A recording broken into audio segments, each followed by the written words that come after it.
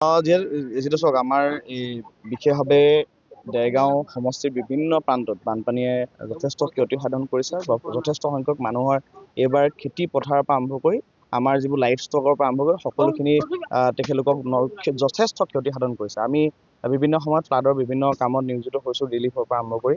গতিকে আমি ৰিলিফটো এতিয়া অলপ পৰ্যায়ক্ৰমে অলপ কম হৈছে। এতিয়া আমাৰ মানুহখিনিক যথেষ্ট অলপ থকা ঘৰলৈ উভতিছে কিছু সংখ্যক মানুহ, কিছু সংখ্যক এতিয়াও কেম্পত আছে। কিন্তু আমি ভাবিছোঁ যে এতিয়া যিহেতু আমাৰ এই দেৰগাঁও অঞ্চল কৃষিজীৱী ব্যক্তি, গতিকে সকলো কৃষিৰ লগত জড়িত। গতিকে আমি ভাবিছোঁ তেখেতলোকক কৃষি কাৰণ এইবাৰ যদি তেখেতলোকে খেতি পথাৰত নানামে, গতিকে অহা বছৰ তেখেতলোকে অন্নমুচি নাপাব। গতিকে আমি সেই ব্যৱস্থাটো হাতত লৈ আমি যাতে সকলো মানুহে খেতি কৰিব পাৰে তাৰ ব্যৱস্থা কৰি পেলাই আমাৰ এই প্ৰথম পৰ্যায়ত আমি 300 বিঘা মাটিত 300 বিঘা মাটিত ৰুব পৰাকৈ কঠীয়া ব্যৱস্থা আমি কৰিছোঁ। গতিকে প্ৰথম পৰ্যায়ত আমি ৰঞ্জিত ধানৰ অলপ আমি বিভিন্ন জেগাৰ পৰা কালেক্ট কৰিছোঁ। আমি খুমটাই নিপেন বৰা বুলি তেখেত আৰু তেখেতৰ কিছুমান ব্যক্তি আছে আৰু বহুত সংখ্যক ব্যক্তি, তেখেতলোকক আমি ইণ্ডিভিজুৱেলি কালেক্ট কৰিছোঁ আৰু এটা জেগাত কালেক্ট কৰি পেলাই বিভিন্ন অঞ্চলৰ পৰা কালেক্ট কৰিছোঁ। কালেক্ট কৰি পেলাই য'ত পানী হোৱা নাই তাৰ পৰা কালেক্ট কৰি আমি ইয়াত ব্যৱস্থা কৰিছোঁ। আৰু দ্বিতীয় পৰ্যায়ত আমি ভাবিছোঁ কিছু অঞ্চলত আমি য'ত মাটি পাইছোঁ, আমি য'ত পানী এতিয়াও ৰৈ আছে, য'ত পানীটো ওলাই যোৱা নাই, সেই অঞ্চলবোৰত যাতে আমি 4 মাহত হোৱাকৈ আমি কিছুমান ধান আমি বীজ কালেক্ট কৰিছোঁ আৰু সেই বীজবোৰক আমি কঠীয়া হিচাপে আমি সিঁচাৰ ব্যৱস্থা কৰিছোঁ, যাতে আমি সেইটো আৰু ধৰক 20 দিনৰ পাছত যেতিয়া সেই অঞ্চলবোৰ পানী গুচি যাব, সেইখিনি অঞ্চলতো আমি দিয়াৰ ব্যৱস্থা কৰিছোঁ, যাতে সকলো মানুহে অলপ নহয় অলপ খেতি এবাৰ কৰিব পাৰে আৰু সকলো মানুহে খেতি কৰিলে অহাবাৰ যিটো আমি ন খোৱা পৰ্ব আমি উলহ মালহেৰে উদযাপন কৰিব পাৰোঁ।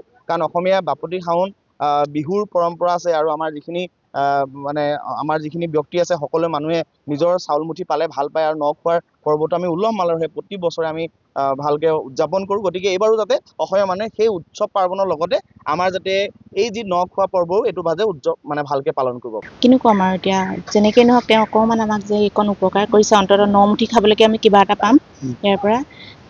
তেওঁলোক ধন্যবাদ থাকিলকে কি ক'মনো আৰু ক'বলৈ একোৱেই নাই আমাৰ ইয়াত। তাৰমানে এতিয়া এনেকুৱাই আমাৰ অৱস্থা। খেতি পথাৰৰ পৰা ধৰি ঘৰৰ বাৰীৰ পৰা ধৰি শাক পাচলিৰ পৰা ধৰি আমাৰ একোৱেই নাই তাৰমানে এতিয়া। চব ধ্বংস।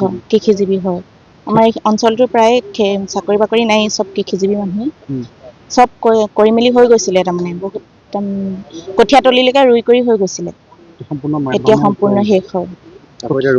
আকৌ এতিয়া নতুনকৈ ৰুব লগা হৈছে, ৰুবলগীয়া হৈছে যদিও কঠীয়া পাবলৈ নাই, এনেকুৱা হৈছে।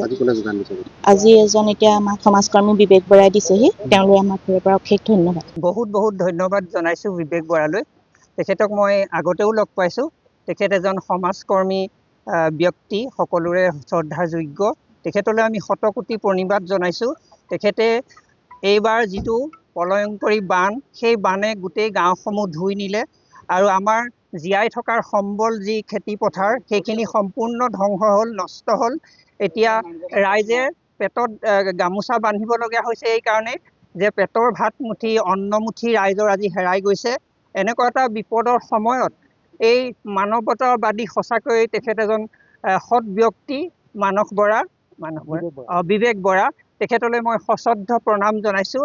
তেখেতে আজি বিভিন্ন ঠাইৰ পৰা এই কঠীয়া কালেকশ্যন কৰি বা কঠীয়া সংগ্ৰহ কৰি আনি ৰাইজক যি বিতৰণ কৰিবলৈ আগবাঢ়ি আছে, এই সেৱা তেখেতৰ মহিয়ান কৰি তুলিব আৰু লগতে ৰাইজৰ সকলোৰে তেখেতৰ প্ৰতি সদায় চিৰ কৃতজ্ঞতা থাকিব।